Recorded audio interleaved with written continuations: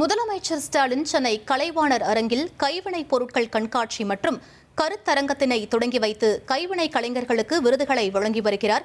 இது பற்றிய மேலும் விவரங்களை எமது செய்தியாளர் சதீஷ் முருகன் வழங்கிட கேட்கலாம். சதீஷ் முருகன், முழு விவரங்கள் என்ன பதிவு பண்ணுங்க. வணக்கம். தமிழ்நாடு கைத்தறி தொழில் வளர்ச்சி கழகம் சார்பில் தமிழ்நாட்டின் பாரம்பரியமிக்க கைவினைப் பொருட்கள் மற்றும் கைவினை கலைஞர்கள் திறனை உலகளவில் பிரபலப்படுத்தும் விதமாக இன்று தொடங்கி, அதாவது 5ஆம் தேதியான இன்று தொடங்கி வருகிற 8ஆம் தேதி வரை 4 நாட்களுக்கு சிறப்பு கண்காட்சி என்பது சென்னை சேப்பாக்கத்தில் உள்ள கலைவாணர் அரங்கத்தில் நடைபெற இருக்கிறது.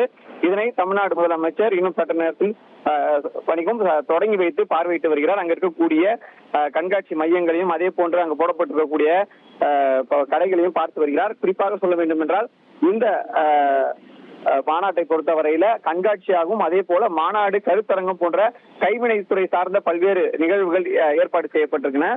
இதனைத் தொடர்ந்து கைவினை தொழிலுக்காக தங்கள் வாழ்க்கையை அர்ப்பணித்துக் கொண்ட 65 வயதுக்கு மேற்பட்ட 10 சிறந்த கைவினை கலைஞர்களுக்கு வாழும் கைவினை பொக்கிஷம் விருதுகளையும் மற்றும் கைத்திறன் தொழிலின் பங்களிப்பு, அபிவிருத்தி மற்றும் படைப்புகள் ஆகியவற்றில் சிறந்து விளங்கிய 10 கைவினைஞர்களுக்கு பூம்புகார் மாநில விருதுகளையும் தமிழ்நாடு முதலமைச்சர் மு.க. ஸ்டாலின் வழங்க இருக்கிறார்.